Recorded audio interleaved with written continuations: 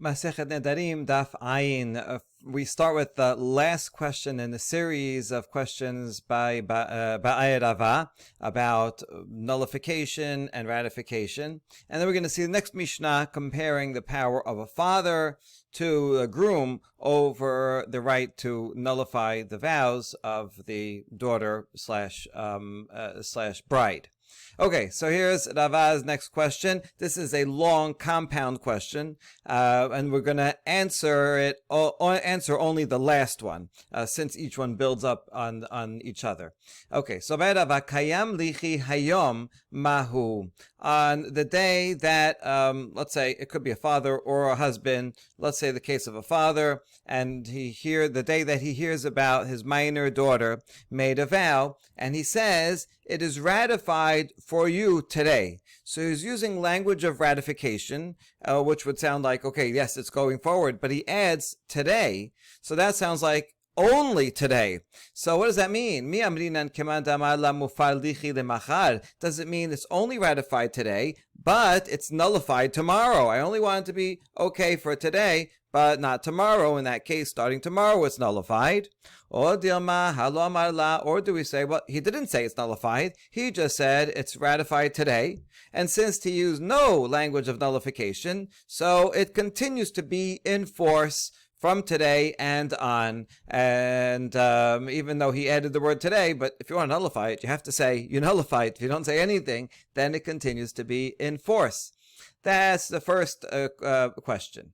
Now, building on that, if you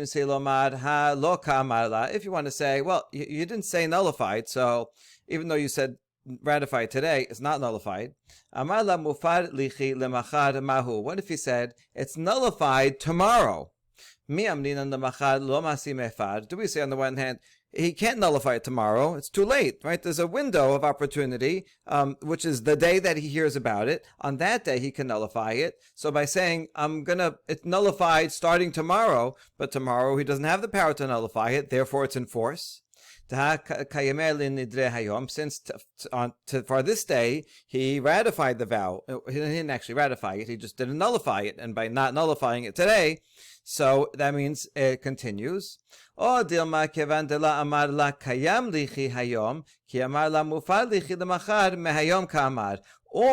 we infer something from his language? Since he didn't say that it's ratified for you from today, so when he says that it's nullified tomorrow, what he means is that it's nullified already today. In that case, it would continue to be nullified.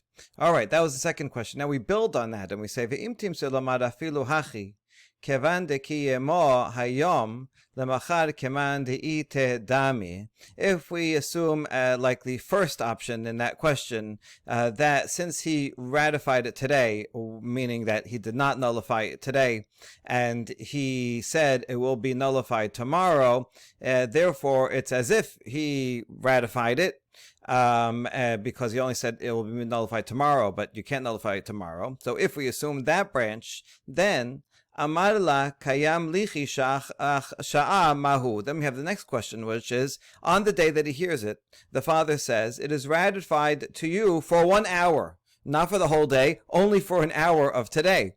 What does that mean? Does that mean that it's as if he said, it's ratified only for an hour, but an hour from now, it's going to be nullified? And that's on the same day, and he can nullify it on the same day. So that means it will be nullified. Or do we say, well, he didn't say it's nullified. Since he just said it's ratified for an hour, so okay, it's ratified for an hour, and after that, it continues, and if he says nothing else the rest of the day, then it remains ratified, and it does continue. So that's the third question. And if we say, assume the second one here, that he didn't say anything, and therefore, just because he said it's ratified for an hour, doesn't necessarily, we don't infer from that it's going to be nullified after an hour. He didn't say anything. If he didn't say anything, then it continues in force. If we take that side, then we build on that. Mihu amar la mai. What if he did say that it's nullified after an hour. On the one hand, do we say, so once he says it's ratified, even though he only said for an hour, once he says it's ratified, that's it. Like once you check the box, now you can't go and undo it. Sometimes there's a form online, right? Once you fill it in, you have all day to fill it in, right? The deadline's not up yet, but once you fill it in, then it's submitted, and you can't go back and change. And so, therefore, even though he said only for an hour, it doesn't matter. Once you ratify, you can't annul. Or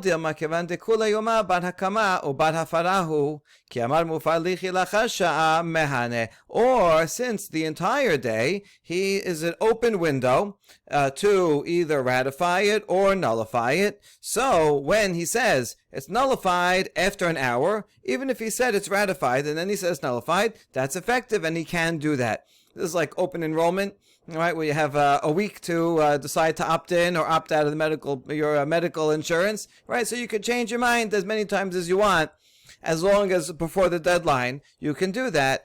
So is it more like that, or is it like the submit button, and you only have one time to submit, and once you said it's ratified, even for an hour, that's it. You can never go back. All right. Since each of these builds on each other, we really only have to address the last one, and then we can assume the answers of the ones before. So we're going to answer it based on a Mishnah in Nazir that says Tashema. Hareni Nazira v'shama ba'ala v'amar va'ani en yachol hafer. A wife says, I declare myself to be a Nazira. The husband hears and says, me too, right? That works. If you hear someone make a vow, you don't have to make, and you want to also join in, you don't have to say the full formula. You could just say me also, and then you are also obligated. So the law of Mishnah is once he says va'ani, that's kind of like ratifying her vow, right? By saying, I'm also going to join together with you, means that he's supporting her. So even though he didn't say the exact language of Kayam, he can no longer nullify it. Ve'amai, and we ask why. Nema va'ani damar hu al nafshe dahave nazir, aval hareni nazira dila desha'achat kaima, ulachar sha'a iba elefar amai en yachol lehafer, lab mishum dekevan shekiyemo kayam. So we ask, why should this be true? Maybe when he says, me also, I'm also want to be a Nazir, what he means is, yes, he himself, he wants to apply the Nazirut on himself. But regarding her vow, that she says she's going to be a Nazira, he only wants that to exist for 1 hour, right? Just kind of, an hour doesn't mean literally an hour, it just means for a short time, just enough time that he can apply the vow to himself. But he wants, after an hour, for it to be nullified. He doesn't want it to continue. It's more like he's saying, she says, I want to be a Nazir. He says, no, I don't want you to be a Nazir. I'll be a Nazir instead. So why wouldn't we say that? So how come he can't undo her vow after and say, I only meant that I wanted you to be a Nazir for a few minutes. I was okay with it for a few minutes, just so I could say it applies to me, and then I can decide that to nullify it. Why not? Is it not because it is a ratification, right? Because he is ratifying it for a short time, for that hour. And we can learn from this that once a husband ratifies his wife's vow, even for only an hour, that it sticks. It's like pressing the submit button, and you can't go back on it. And therefore we can derive from here, from this Mishnah, the last case here also. Once he says it's ratified, even if it's only for an hour, that's it. It's ratified, and he can't annul it even on the same day. So is this a good proof? We say no, not necessarily. La kasabar kol va'ani keman damar kayam lichi leolam dameh. No, this Mishnah, the author of this Mishnah, only just thinks that by saying va'ani, me too, I'm also going to be a Nazir. That's as if he's saying it's ratified forever. Right? It's not like you're saying for a short time. By saying that me too, it means I agree with you. This is a good thing that you did. I want it to be fully ratified, and that's why he cannot undo it afterwards. But maybe if he has said only for a short time, right, that it's fulfilled for Sha'ah, then maybe not. Maybe he could, in fact, ratify it afterwards. So we end without a final proof to that list of questions. All right, we get to the next Mishnah, which we already visited before. Teaches Meta'av lo nitrokena reshut la'ba'al. Metaba'al nitrokena reshut la'av. Bazeh yafe koach ha'av mikoach ha'ba'al. That when a na'ara me'orasa, so she's a 12-year-old whose father married her off with kiddushin only, but not nisuin, and so she is living in her father's house. If she makes a vow, the law is, when they're both alive, the law is that both of them have to come and nullify it together. But what if one of them dies? Well, as we saw already, the father's power is greater than that of the groom or future husband. Because if the father dies, the authority to annul does not empty out, pour out, literally, nitrokena, does not transfer to the husband, and the husband is stuck because the father died and he didn't nullify it. The husband that the vow cannot be nullified. The husband cannot do it alone.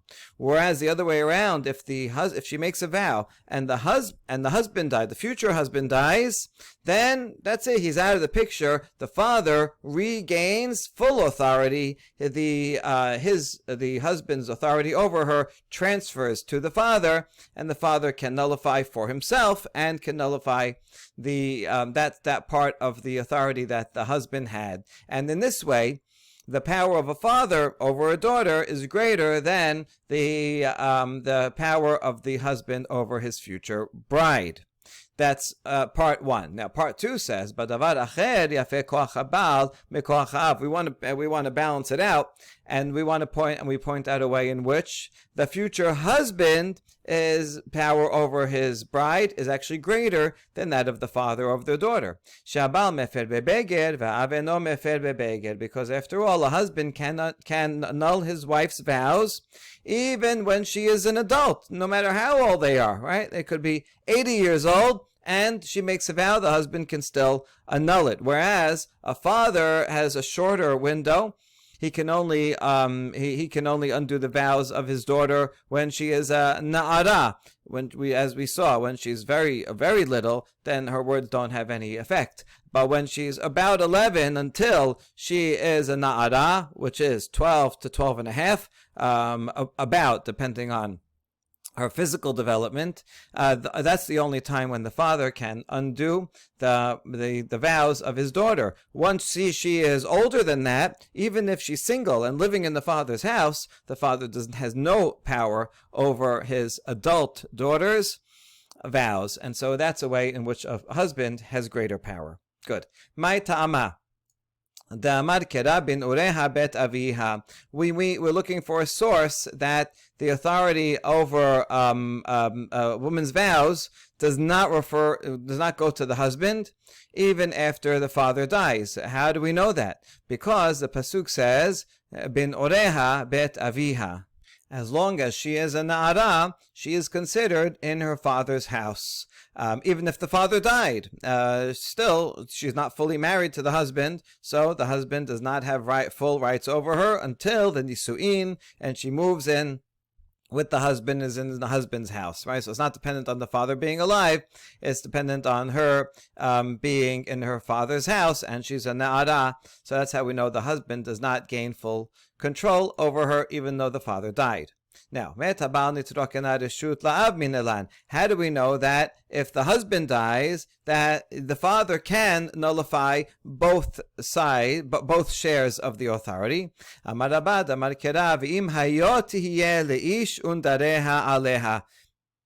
In that second paragraph in the parasha there, it says, if she should be to a man and she already has vows on her. We saw that the pshat means that she already had vows coming into the marriage, but this midrash is going to take it a little differently and focus on the words hayot tihiyeh. The double language is referring to two different times when she was engaged. So let's imagine, we're imagining a case here where she did kiddushin to one man, and he died, and then she does kiddushin to a second man. And we're comparing those two cases as follows. Makish kodmeh havaya sheniya lekodmeh havaya rishona. And so here we are actually accessing the pshat and talking about vows that she had made before the kiddushin in each instance. And so any vows that she made before the first kiddushin should have a similar law to any vows that she made before the second kiddushin. Or rather, the second should be like the ones that made before the second should be like the ones she made before the first. In what way are they similar? Just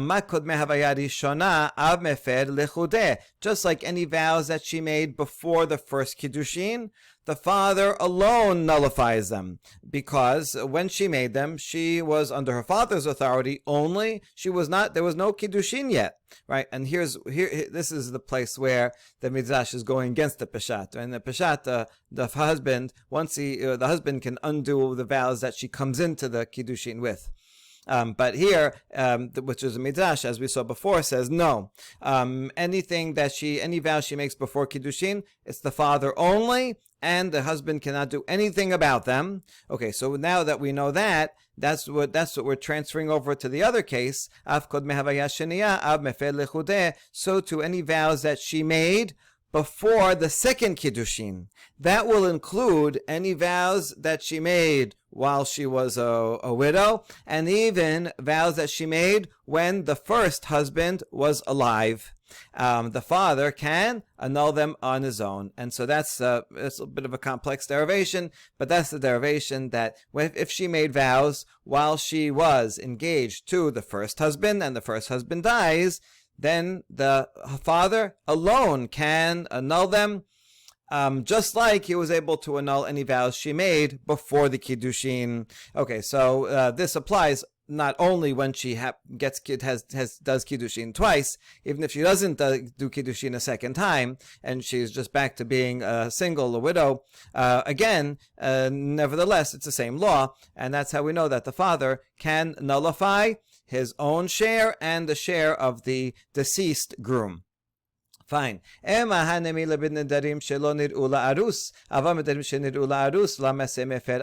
on, we say, you haven't proven all cases. It could be that this derivation will only be good for vows that the arus, right, the groom, did not know about. Since he didn't know about them, so they never came under his jurisdiction at all. That's a general rule that once a husband or father learns about a vow, now he has access. Right now the form is open. You can open the form, and he has one day to decide yes or no, or do nothing, in which case it continues. But if he didn't know about it at all, that's only if he didn't know about it at all, that's when the husband never had access to them, never had authority over the vow. So if he dies, he was never in the picture, now he's out of the picture. In that case, the father can nullify them alone. That makes sense.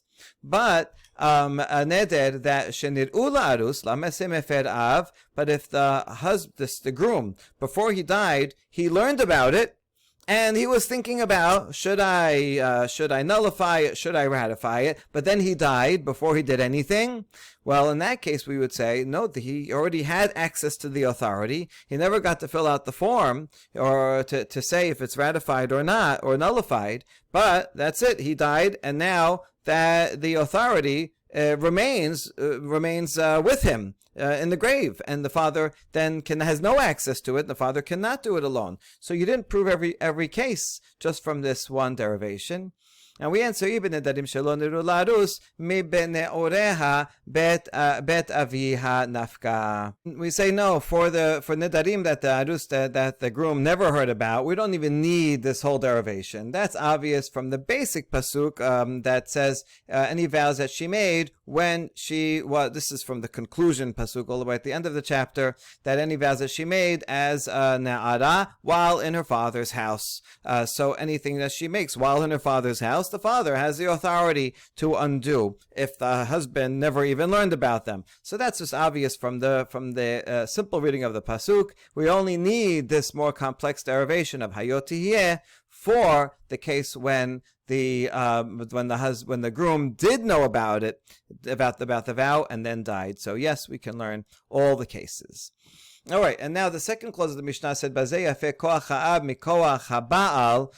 Right, there was one way in which the father's power was greater, that the father can undo a vow after the groom dies. But there was also the other way where the groom's power is greater, because a husband can undo his wife's vows even no matter how old she is. So that's greater. Now we ask, Hechidami, what is a case that is talking about in which the husband, in which she is, in which a husband can undo her vows and a father can't? Right? What case is it talking about?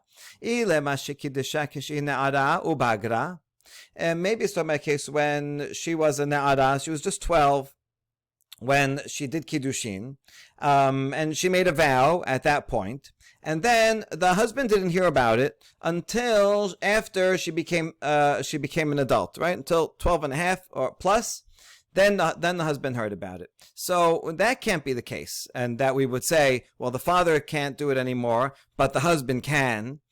And that's how the husband's power is greater than the father, right? I mean, the scenario makes sense, but the law would not be that the husband can do it alone, because because here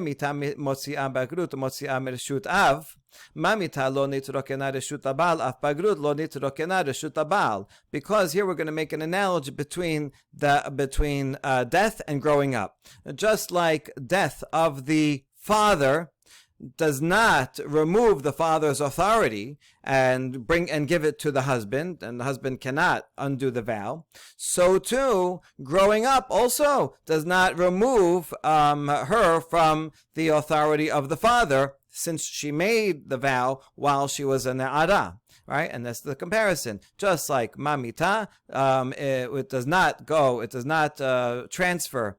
The authority does not transfer to the husband when the father dies. So too, by growing up, the transfer does not go to the husband from the father just because she grew up, because she made the vow as a na'ara. So that can't be the case. Even if she grows up, you still need the father and the husband to annul the vow, because she made it while in the Na'ara. So that can't be the case. Ella, shekidusha keshehi bogeret. Rather, she did the kiddushin and she made the vow after she was already a bogeret. Okay, and that's why the father has no access to the vow, even though it's only kiddushin. She's not living with the husband yet. When they're living with the husband, that's for sure. But even though she's not living with the husband, because she made the vow when she was an adult, the father no longer has authority. That's where we're talking about that the husband has greater power and he can annul the vow alone. Now this works. This is in fact the law, and this is a good answer. The problem here is that there's another Mishnah coming up in 3 dapim that says hatanena chadazimna. We already learned it in a future Mishnah. That Mishnah says habogeret sheshahata shenem asar chodesh. Bogeret, if she waited already 12 months to marry, and the guy is delaying, and he's pushing off the wedding, then Rabbi Eliezer in the Mishnah there says, you can see the Mishnah here, Bogeret, that waits 12 months, or Almanah for 30 days. Rabbi Eliezer says, since the husband has to start feeding her, right? That's part of the ketubah. He says, I'm going to feed you once we're married. Now they're not married yet because of him. He's delaying it. Well, that's not an excuse. You still have to pay for her mizonot.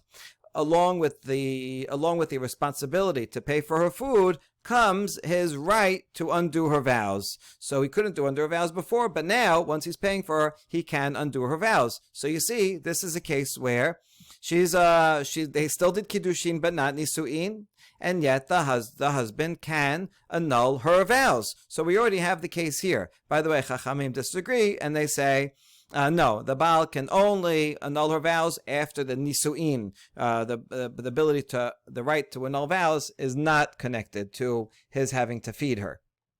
Okay, but according to the Rabbi Eliezer, we already know the law. So why would we have it in the future Mishnah and already in this Mishnah? Why did Mishnah have to say it twice? Okay, now before we answer the question, we're going to have 2 answers. But first, we're going to clarify that Mishnah. And we ask, Hagufa Kashya. That Mishnah is difficult in and of itself. Amata bogeret shata shenem asar chodesh, bogeret lamali shenem asar chodesh, bogeret b'shloshim yom sageh. Hold on, you said a bogeret in which he waited more than 12 months or more. But you wouldn't need 12 months for a bogedet. If she's an generally an adult woman can be ready for marriage within 30 days. A young girl needs more time. She needs 12 months to get ready for marriage. So it's either or. If it's a bogedet, then why do you need 12 months? It should be 30 days would be sufficient for her to be ready, and then so she can already demand after 30 days, hey, you have to marry me. So why would you say bogeret and 12 months? So regarding that Mishnah, we said you're right. You have to change the wording and say Tane bogeret v'sheshata shenem asar yom. Either she's a bogeret, in which case by 30 days she can demand, hey, you better marry me. You have to pay my food.